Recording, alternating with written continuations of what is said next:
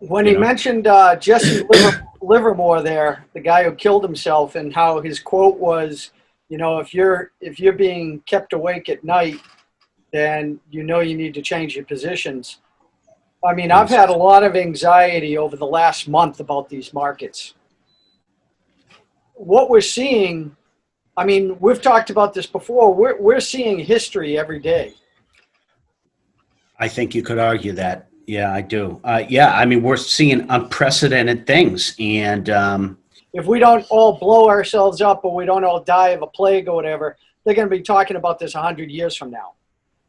yeah, yeah, I think you're right. And that stuff, like you said, between what you listen to, what I listen to, who you touch, who I look at, whatever, all the experts, finance, economics, precious metal guys, crypto. I mean, we really don't have any history to kind of fall back on is any sort of a bearing. I guess the closest thing reference point, at least for this country, will be 1929, right? Look at the blank faces and the comments you get from people now when you talk about this now in 2020. Can you imagine talking about this stuff in 210, 27, 25? Are you kidding me? Well, They would have thought you were yeah, from well, Pluto, dude, yeah, right? well, I mean, YouTube was just starting back then. YouTube really wasn't that. Exactly. Technology in 2007. Yeah. See, people think that what we have today, it's always been this way. It hasn't. The But millennials think this. The 2007, millennials think this stuff is, yeah, well, it's always been 2007 around. is not that long ago. No, it's not. Okay, No. and Right. back then, I remember the first time I went to China. I mean, to record something wasn't so difficult. I mean, it was low DPI, but to store all that information, they didn't have devices Yeah. like this, Yeah. which is up to 3 terabytes in that little thing the size of a Absolutely. wallet.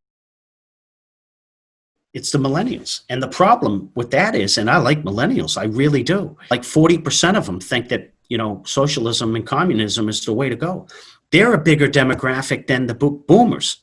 Dude, what's going to happen 5 or 10 years from now? Sooner or later, at this rate, a communist or socialist outright is going to get into the office of the White House because of them.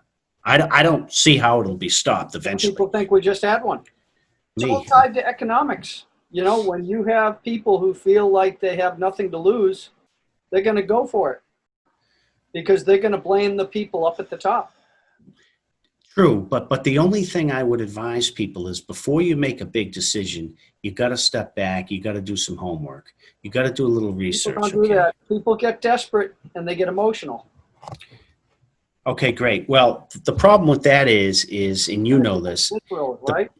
yeah. The problem is sometimes once you make a decision, like you tell me all the time, sometimes you can't write it. You can't correct it. Sometimes when you make that decision and you go down that path, for whatever reason, it's not possible to stop the bus and back it up. It just ain't. It's like jumping off the Golden State, right? There you go. That's a decision you make. You can't pull it back. Once you walk off that support girder or whatever, there's no turning back, right? Unless you can defy the laws of gravity somehow, there's no turning back. So, and there are decisions analogous to that, to your point, right? Well, there's a movie of jumpers of the Golden Gate Bridge. They set up cameras that caught like hundreds of people jumping.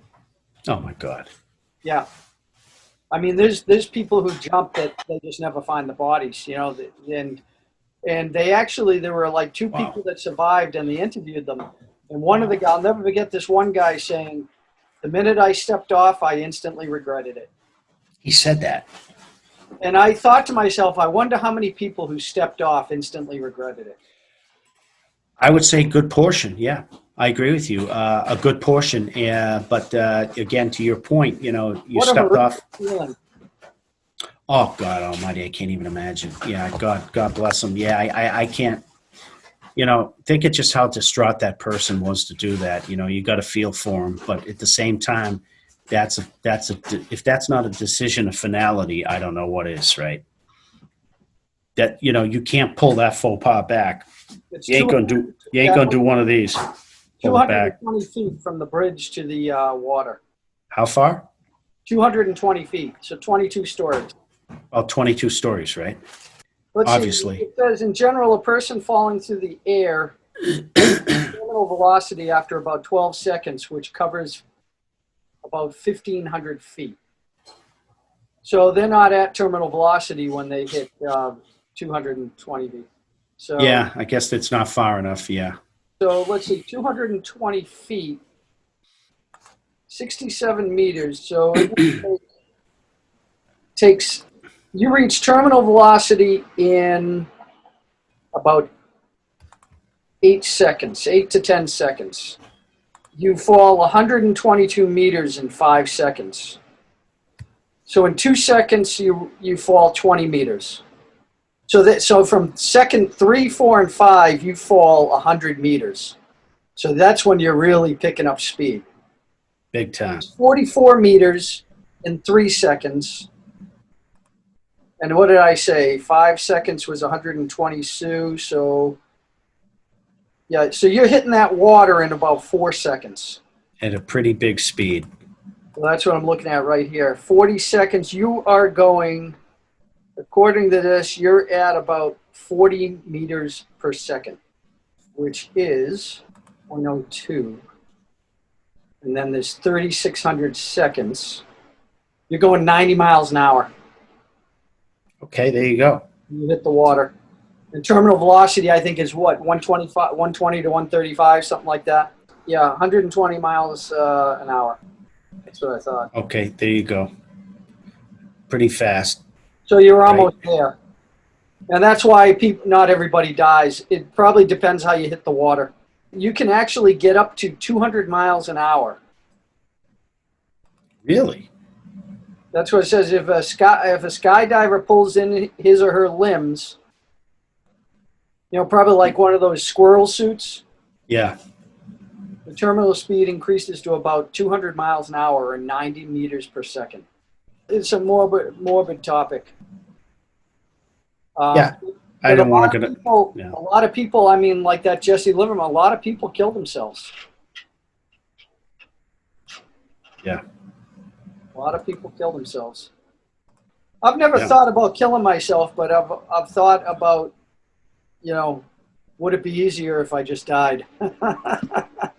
But I've never thought, how do I plan this, right? Yeah, man, that's just.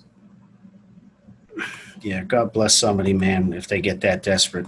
Yeah, well, I just wanted to tell you the verse of the day because, I told you that I was praying to God for his strength and guidance. Yeah. And I get these confusing signals, and I don't know if it's God answering me, the devil answering me, or if it's my own mind playing games. And this was the verse of the day. The verse of the day was First book of John, chapter 5, verse 13. I write these things to you who believe in the name of the Son of God so that you may know that you have eternal life. Okay? This is the confidence we have in approaching God, that if we ask anything according to his will, he hears us. And if we know that he hears us, whatever we ask, we know that we have what we asked of him. Mm-hmm. So it's a great verse.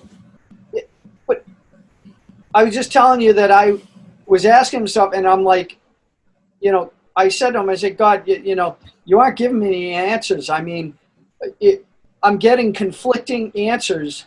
I should do this, or I should do this. And all three of them are diametrically opposed. So I can't do all three.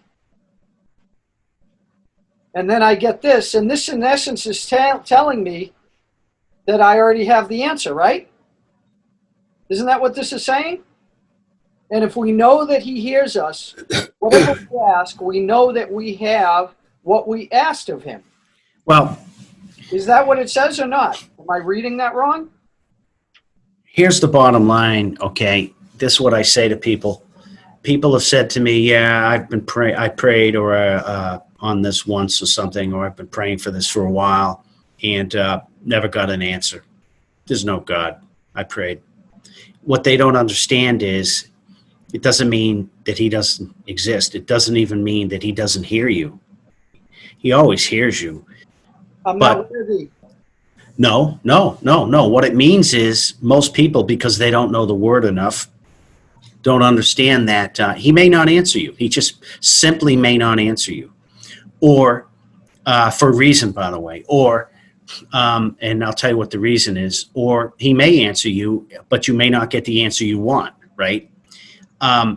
Because he knows all. He knows the beginning, the end, and everything in between. He knows what's good for you ultimately and what's not good for you. And the problem is sometimes when people pray, they don't realize it, of course. They're asking for something that ultimately, for a billion reasons potentially, or dozens of variables that they can't even conceive, ultimately is not going to be good for them.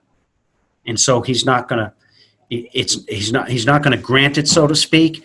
And the other thing, the other corollary with that is, if it's not in his will, it's definitely not going to happen. Because at the end of the day, it's all about him. It's all about his glory, not yours. That's what people don't understand, right? Because people by nature are selfish. Most human beings, anyway, by nature are very selfish. They're only interested in what's in it for me. A selfish person may be able to fool other human beings, but at the end of the day, you're not going to be able to fool God. He knows what's in your heart. He knows. So any little thing you think you're doing, and you're shucking and jiving, and hey, it's not going to happen. You're talking about the Creator. I mean, give me a break. I mean, really? You don't think he knows, knucklehead? Really? Really? The smartest man on earth, or person, or whatever, is still an amoeba in comparison. So if you have a dilemma and you're confused about which action to take, and you're not getting any direction, or any direction that you understand, but you're going to have to take an action, that means you're just going to have to flip a coin, I guess. Not necessarily. One thing I might suggest is step back and look for clues and look for signs, because a lot of times he does give you clues and signs a lot of times. That Jesse Livermore quote that Greg quoted, where he said, if you're, not sleeping well, then that means you have to make an immediate change. That resonated, and then when I went back to edit the video and I put it on the video, that video is 1 hour and 3 minutes long. What came up on the video when I started the video? Yeah. Greg saying that. There you go. So I'm Perfect. Like, is that the sign? Yep, could be, probably. So let me ask you this. People say all the time, oh, that's a coincidence. That's a coincidence. Yes, and maybe not. And think about that. Do you think that was a pure coincidence? What is the probability or the odds, without even being a mathematician, of that just happening after he said it? Well, you figure 1 second out of 103 minutes, that's pretty big odds. Pretty small. Right. But it happened. So it goes back to what I said a minute or two ago. God gives us signs all the time, man. We just need to have Jesus says all the time, keep your eyes open and let Jesus basically says, I'm here for those that can see and those that open their ears. He says it. Basically, I'm paraphrasing. He knows that we're not going to be able to save everybody. He knows that. I mean, look, if the Son of God himself was denied ways he was denied and then ultimately crucified for it, Dave, what do you think they would do to somebody like you or me? I mean, if we would do that to the Son of God, what would we do to just a regular man? Look at history. Kill him. Maim them, whatever. We do it all the time. We've been fighting wars where we're a vicious, violent breed, right? We are. I mean, we have the history, right? Man, I say this all the time. It's just my little saying. Man without God is a beast. Take God out of the equation, man is a friggin' beast. It's an animal. Yeah, I mean. I don't give a shit what anybody says, okay? because of God, we have a spirit and we have a conscience that's kind of tied to that. So anybody that has half a conscience, it's because their spirit is at least semi-tied. That's why you have guilt when you do something wrong. So if children grow up in a country where there's no religion, does that mean they have less guilt? Probably, yeah. Because I'll give you a great example. Like They I'll give you an example. Let me give you a worldly example. First thing the communists do, don't take my word for it, look it up. The first thing they do when they take a place over is they burn essentially, all the books. And one of the first books they get around to is the Bible. They burn it, get rid of it right away. Why is that? You don't need the Bible. You don't need God. I'm your God, baby. I'm going to take care of you. Now, the minute you have a man saying that, and he's going to supersede the creator, you need to worry. And if you're not worrying, well, then you may deserve what you get. The country has turned its back on God for 40 years, 45 years, since at least 1973, Roe versus Wade. Look at all the wars we fight. Look at all the children that have been aborted, about 50, 60 million out of a population of 300 million. That's 20%. You've aborted 1 out of 5 of your population. And I'm not making this political, but he's like, I find it, this is George Carlin speaking, not me. He's like, I find it kind of ironic that, the Republicans are all about saving the babies, anti-abortion, and then when they're born, they don't want nothing to do with them, right? Or they make them soldiers and send them off to get killed. Right. But in our society today, we're shutting down economies to save a couple 100,000 people. Yeah. Whereas you're sacrificing. Talking about all the babies who are being killed. Well, our society is saying that the life of somebody who's on Earth right now, whether they're 20 or 80, is worth more than the unborn baby. Yeah, and I don't agree with that, okay? Just because you're more developed and you're more intellectual and I went to Harvard, okay, that's great. People don't even consider human life. Well, okay, so use your common sense. Do I got to have a PhD in genetics and chemistry, epidemiology, and astrophysics to know that as soon as conception occurs, which means the sperm broaches the egg, as soon as that occurs, you technically have life. Now, is it a person as developed as you and I? They got eyes and a mouth and ears and a developed brain, and they can have social discourse and articulation and stuff like you and I? No, of course not. Okay. But technically, as soon as that occurs, life has been spawned. Okay. So now let's take it 2 weeks out into the future, 6 weeks out into the future, first trimester, which is when most of it occurs, correct? You're talking now that you got to you're starting to get into legal definitions about when, and a lot of times people consider it when a baby can survive outside the womb. That's when some people consider it human life. So here's my argument. Okay, the kid's breathing amniotic fluid. True. Let's get technical. Air is a fluid too. Technically, air is a fluid. If you study thermodynamics, air is considered a fluid as well. We're breathing fluid right now. And I don't know why whoever's means. The argument you get is it's my body. I can do with it whatever I want, I guess. I guess that's the argument. That's true, independent. But now you're carrying a child, so you're including that child as part of your body, I guess, and you can do with it whatever you want. Well, that child, although it's in you, is still an independent being. You're just the host temporarily. For whatever reason, that's how the creator designed it, right? You're the host. Yeah. The carrier. Yeah, you're the carrier. But it doesn't mean that child's not an independent being and doesn't have a soul or a spirit. Well, it goes back to what you said. I mean, man is a beast. Yeah, man without God is a beast, my opinion. Just look at all the wars. Look at all the atrocities. Look at the shit we do all the time. We tend to justify our actions. Well, look at 2 children in a play box, right? The proverbial two-year-olds in a sandbox with the red fire engine, 2 boys. one boy has the fire engine, the other one wants it. Yeah, he hits him over the head to take it. What usually happens? You know what usually Somebody happens. ends up in tears. Right. Now, that's where the parents come into play to teach Johnny that, hey, Johnny, you know, you don't always get what you want, like the Rolling Stones say. And, oh, by the way, if you do want something, you know, there's different ways to go about it. You just don't plunk somebody over the head. That's why I've always said little animals become big animals. Exactly. So then what do we do as we grow up as human beings? We're still acting like the two boys, I argue, in the sandbox. The only difference is we're more lethal. Now we've got high-powered weapons, automatic weapons, you know, explosives, you name it. Guys jacked up on roids, in Kevlar vests, ready to roll. Yeah, well, did you see the report today that China and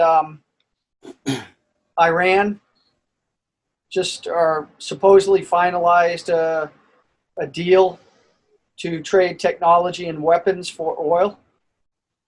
Yeah, excluding the dollar. Well, it's just sounds like a barter agreement. Yeah, well, Belt and Road. I mean, they're so fed up with the United States, and I mean, we're in the United States, so we're going to be biased, right? But if we were in China or Iran, we'd probably be tired of the United States too. Well, you could almost argue that it would be better if it was done in gold or Bitcoin, right? Rather than dollars. At least those are universal monies. Dude, now you're opening up something else. This is why we have a huge military and why we like to kill people, because we know how important it is to keep the U.S. dollar. Yeah, I wish you wouldn't say that, like to kill people. I don't know if we like to kill people. I wish you wouldn't say that. I mean, what are we doing in the Middle East? That's a tough statement. What were we doing in Vietnam? I agree. Ultimately, what we were doing at the end of the day was killing people. But do you think the average grunt on the ground was doing it because he liked it? I don't know. I hope not. Why do you think 20 guys a day are killing themselves or girls? When the universal soldier comes along, you won't even need the fighting man anymore. Are the people of the United States willing to give up 50% of their wealth so that the rest of the world can raise their status? I would say probably not. That's an ugly question. Now, do we have to go down so that they can be raised? Probably. Competing for the same resources. Yeah. Yeah. I mean, look, it's not that difficult. At the end of the day, economics, okay? Economics boils down to basic, to the law of supply and demand. Pretty simple, provided the market's truly a free market, right? I mean, if you've got subsidies built in and all kinds of centralization interference built in, that's a different story. But in and of itself, the law of supply and demand in a truly free market, it takes care of itself. It just does, the mechanism. And it factors in all the other variables that a centralized planner and or economy could never factor in. That's the beauty of it. Well, I'm not sure how long it's been since the United States had a free economy. In some ways, we're like the Soviet Union with our Central Planning Bureau.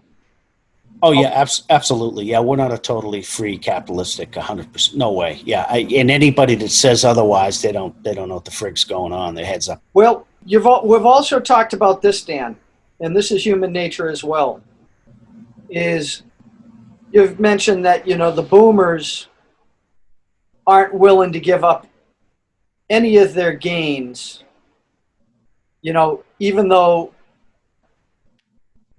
I don't know how to I'm going to put this wrong, but I'm just going to put it the way it comes out, is, if it was for the good of the country, I'm not sure that people would give back. They're like, hey, this is mine, right? This is my fire truck. Well, you know what? It's funny you say that, because you look at the greatest generation, World War II, right? I mean, they proved, at least since then, that they are the greatest generation, because look at the sacrifices they were willing to make. Look at how they all came together and rationed and stuff like that. They had the auto companies, stopped for 2 or 3 years to build bombers, tanks, and everything else. While meanwhile, everybody at home rationed gasoline and food and typical durable supplies and whatnot, correct? Right? People sacrificed and they band together then. Yeah. So my question to you is, here's my question. Do you think that would happen today? And I will cynically say, and I'm sorry to say this actually, no, because of what you just said. I think the average person now is, hey, I got mine. Well, I think that's where we're going. I think it's a cynical answer, but by and large, I think that's the answer. Not everybody, but by and large. Would we come together again like that? I would like to think so. I mean, I guess you could argue after 9/11, supposedly we came together for like a week or two. Didn't they say in New York they made jokes for like a week or two after 9/11 for like 2 weeks? Everybody was nice and, polite and letting people, whatever, stop at a stoplight without honking them to death or whatever. You know what I'm saying? But how quickly that evaporated or dissipated, right? I don't know, man. I really don't know. Yeah, I mean, look, God, the bottom line is God's in control. That's what people need to understand. So then people say, then the genius question is, well, if he's in such control, how come there's such bad stuff in the world with all the chaos and bad stuff and wars and people being murdered? That's real easy. It's one word. It's called choice. He gave us choice a long time ago. He didn't make you a robot. That's why you have a brain, to be able to logically deduct, rationale, and discern. Some people, I hate to say, are better at it than others, but that's what he gave your brain for, and tied to a spirit. And it's up to you if you want to utilize it or not. He's giving you that choice. If you don't want to utilize it, right? I mean, think about it. If you were the creator, Dave, if you were him, hypothetically, would you want to control people like robots? What's the point? What's the point? I'm the creator. Of course I can do anything I want and control people like robots if I wanted to. Okay, great. Now I'm doing it. It would be the video game like The Sims for him at that point. Exactly. So what he did is he created us in his image, and he gave us the ability to make choice. And we made our choice back in the Garden of Eden. Right? When he said, look, you got the whole place, guys. You're all set. You got it made. Just don't mess with this one thing over here. And the choice was made to mess with it. So, whose fault is that? Not his fault. And the way we run the world, I hear people all the time, well, if he's benevolent and he cares about us, why doesn't he come in, whatever? No, I mean, he gave us this world to run. And he gave us choice to run it. So, we're screwing it up, not him. It's not his fault. It's our fault. Well, and it's real simple at a macro level. If the world goes through periods of good, better times versus not, right? So what that tells me at an overall aggregate or macro level is when the world's having a good time, let's say, where there's less wars and whatever, things people are the cycle. Cycle and prospering and stuff. That would mean on average overall our decisions, you could probably argue, at a macro level, aggregate, whatever, overall, we're making pretty good decisions and we're choosing the right things, probably overall on average. Whereas vice versa right now, it's probably the opposite. The bulk of our decisions are not good. Well, right. The rest of this year and next year, it could get pretty bad. It could fall right off the friggin' cliff. That's another thing that most people are oblivious to, I think. Most Americans. I was at a cookout today. They think we're going to crawl back and business as usual come September or something. It's like nobody impacted negatively yet by this thing. The numbers aren't in, right? The numbers aren't in, right? Well, and they're not going to come in. Do you think the government's going to report those numbers? This is what's going to happen with these earning reports coming in. People are going to, there's going to be news that's spun where everybody's like, oh, yeah, well, we already know that's bad, but we're already looking to next year where it's going to be great. Oh, and it's already priced in. I'm sorry. And, oh, by the way, we don't need GAAP accounting principles either, right? That's coming. So how do you get around the gap accounting principles, Dave? I'm not a CPA. How do you do that? They ignore them. I forgot. That's right. We had WorldCom in 2000 and Global Crossing. My bad.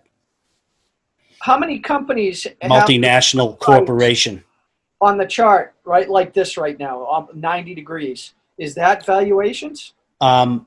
If you look at, to your point, my amigo, Tesla right this second at 1544, it is, no, I'm just taking them as a quintessential example. Peloton. I agree. I'm just, Wayfair. yeah. Well, Tesla is the most, Wayfair tomorrow. You heard the news, right? Tesla is the most stark example. It is literally straight up in the air, 90 degrees. Because they have new battery technology coming out. Like this, like my arm. Look at my forearm, 90 degrees, like this. From what? 800 to 1600. In like a month. No, 2 weeks. Oh my God. 2 to 3 weeks. I guess I missed that train. 1 month, maybe a month. Yeah. No, yeah. I mean, that's insane. It's insane. But there's more than just Tesla that's doing that. And that's why when people look at that, do they think that, isn't this an indication that we have a serious problem? I would think so in my simpleton mind. Yeah. Yeah. Because how are people coming up with these prices? I don't know. I mean, I obviously fundamentals and debt to equity ratio and current ratio and all the crap we learned in. Well, a lot of those school. companies have negative EPS. So how are you figuring out price with a negative, if it's well, right?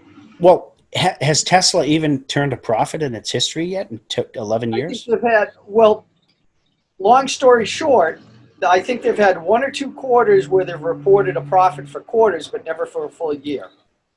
So they've been in business like 12 years, something like that. I don't even know how long they've been. 10 or 11 years, and you're telling me they've had 2 profitable quarters, and they got a stock price like this at $1,500. And the only reason, here's the thing with Tesla. Okay.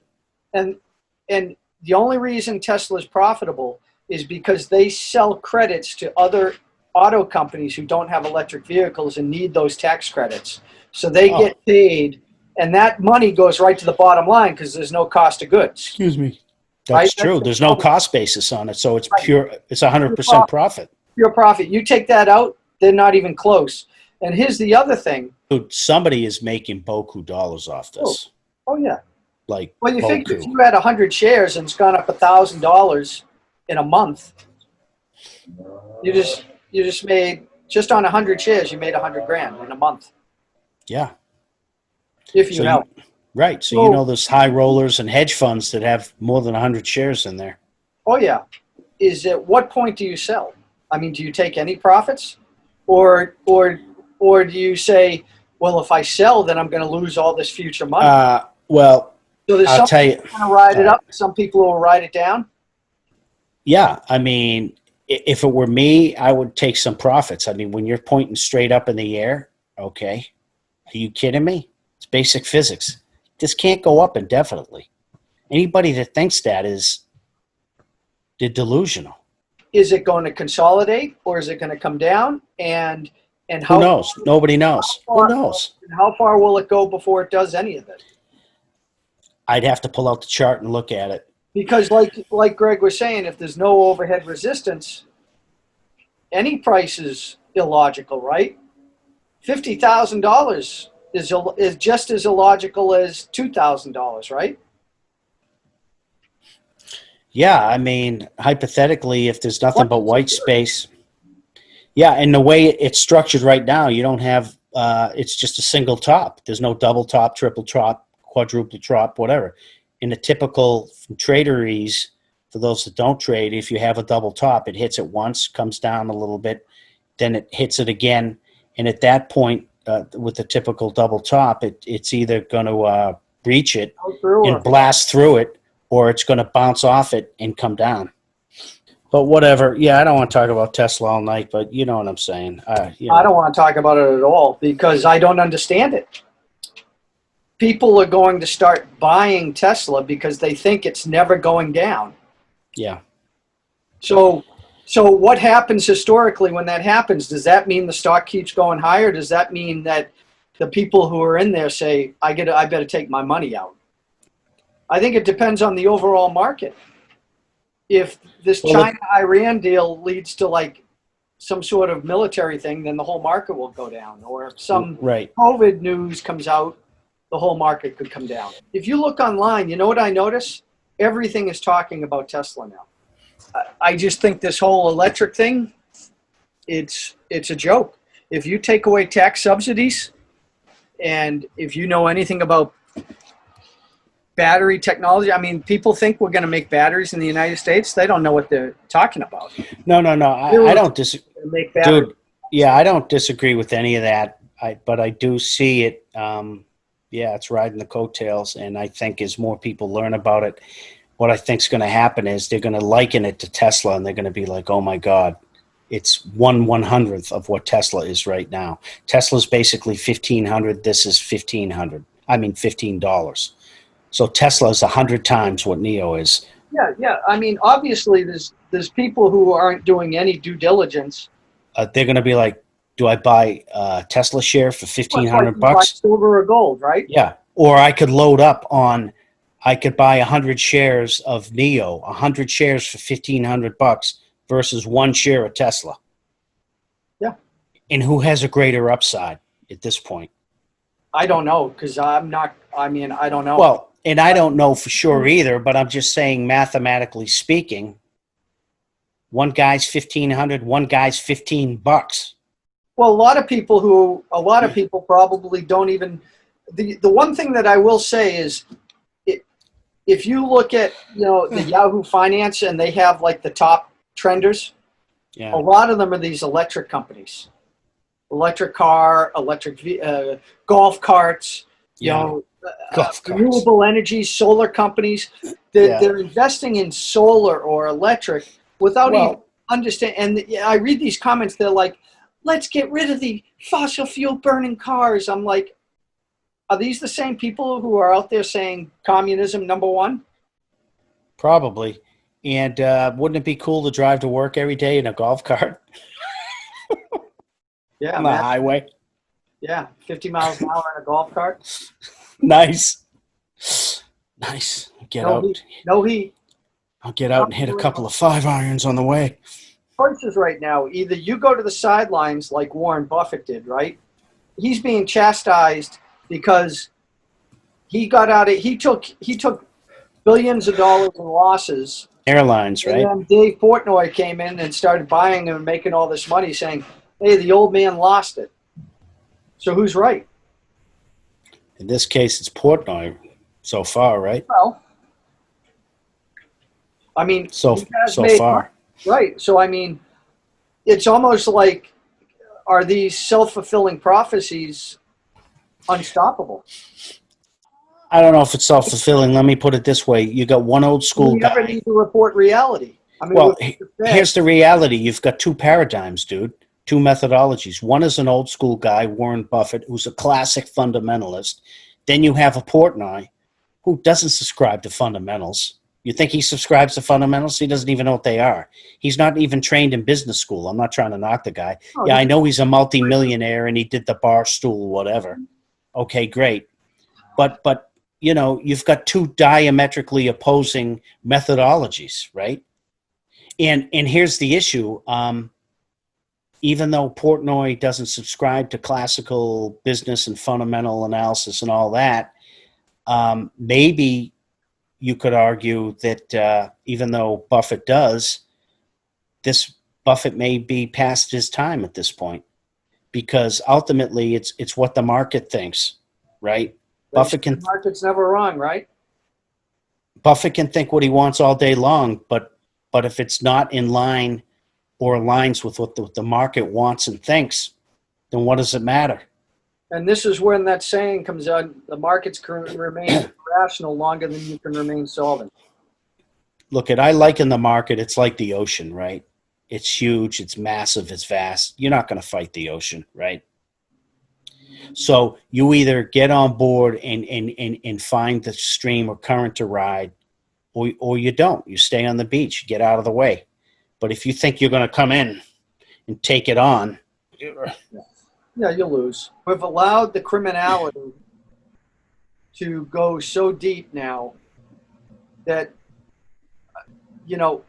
one of the biggest jokes in this country is when people say, well, this country has rule of law. That country doesn't have rule of law. This country doesn't have rule of law. Like we were talking about that Maxwell woman, how she'll probably get COVID and die because if she sings like a bird, then, Yeah. I mean, there's no way that they're going to prosecute the people she can name. In a country that had rule of law, they'd already have her statement. They'd already have her testimony. Would you be wasting any time with her? You'd give her whatever deal she wanted to get testimony. They make deals with far worse people. Maybe she wouldn't be free, but she wouldn't be executed, or I don't know. There's a lot of criminals out there, and I've said to you a million times, Dan, that one of the most important things we can do is judge people or institutions on their actions, not their words.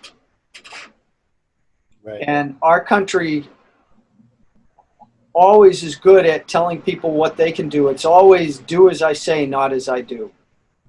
We always have a separate standard for, it comes back to what you were talking about, those two kids in the box. I mean, the bottom line is it's human nature to be selfish.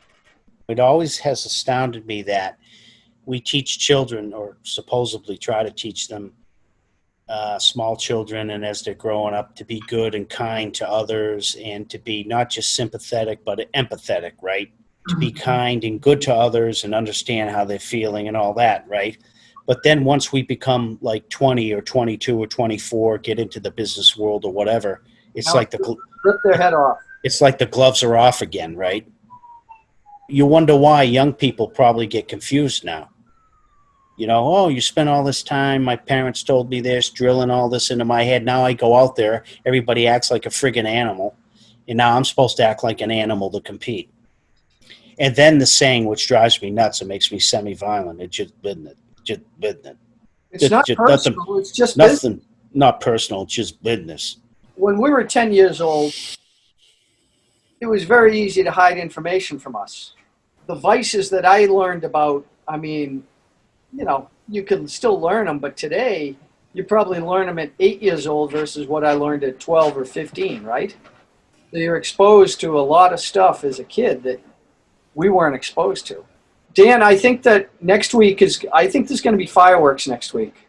Okay. We'll talk next week then. We'll see. We'll have plenty to talk about. His brother tried to buy either silver or gold, and he tried to use his credit card, and his credit card refused to allow him to buy precious metals using his credit card. Are you shitting me? Yeah, because they said it was kidding me? High risk. Oh, my God. High risk for who? The bank? Yeah, my question would have been, thanks, guys. I appreciate it. High risk for who? Who you worried about? You or me? You worried about me? Really? Are you kidding me? Yeah, he got denied. That's a form of censorship, right? It's his friggin' credit card. As long as he's not doing something illegal, right?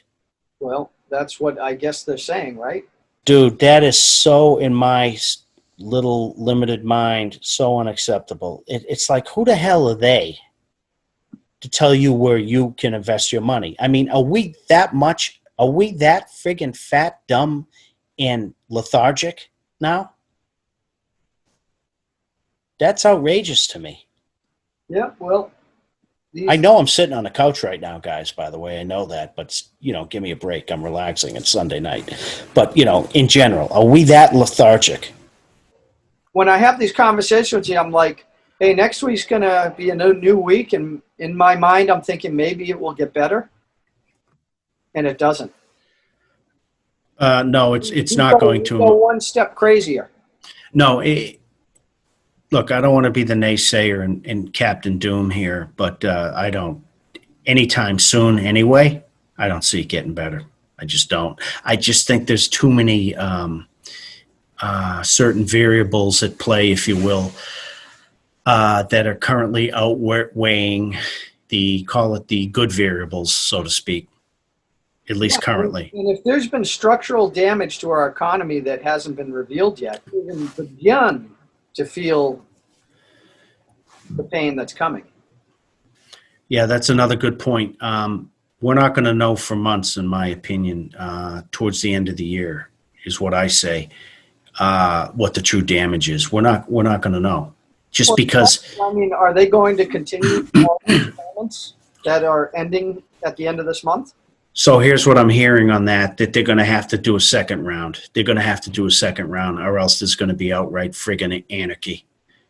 The shit will hit the fan. I mean, you got 45, 50 million people unemployed, Dave. If the shit runs out the end of this That's not month. what they're going to be saying, that they never even lost them. Oh, because they were furloughed. My bad. Trump tied his presidency to the stock market immediately after he got into office. Yeah, but you know what? He's a friggin' gorilla. Okay, the reason being is it's like, give me a break. It's like what, 30% of all Americans are even in the stock market. But It's not even. people still respond to the news, and that's what the news reports. There's no direct correlation to the stock market and Main Street, right? Don't people realize that? I mean, do you have to be friggin' Alan Greenspan to understand that? The average. I don't want to be derogatory. The average schmo, even if their company offers a 401k plan, most of them don't even take it. You know that. They don't even participate. Yeah, I know. The average American thinks if they save 2% a year, they can retire. Yeah, well, especially on what type of ROI, right? On negative interest rates, forget about it. Well, yeah, the savers are penalized. To your point, they're punished. I mean, you basically get what, 0.001% or what is it, 1% now? No, some places, Capital One's paying 1%, I think.